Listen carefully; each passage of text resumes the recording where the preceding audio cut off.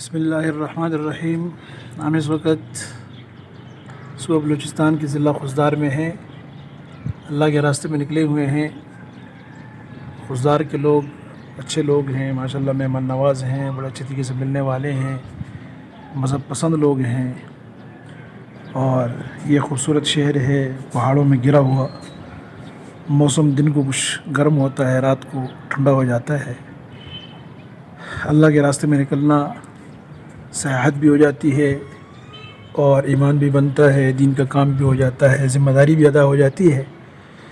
حضرت ابو ہریرہ رضی اللہ عنہ فرماتے ہیں کہ رسول اللہ صلی اللہ علیہ وسلم نے فرمایا، اللہ کے راستے میں ایک گھڑی کا قیام لا موقف ساعۃ فی سبیل اللہ خیر من قیام فی لیلۃ القدر عند حجر الاسود۔ اللہ کے راستے میں ایک گھڑی کا قیام یہ لیلۃ القدر میں حجر اسود کے سامنے عبادت کرنے سے افضل ہے۔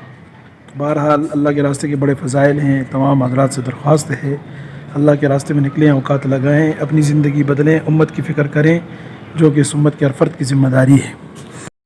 Thank you so much for watching our video. Please do not forget to like, comment, share and subscribe to Reality of Islam. ROI کی سپیچز کو سبسکرائب کر کے بیل آئیکن پر ضرور کلک کریں۔ جزاک اللہ۔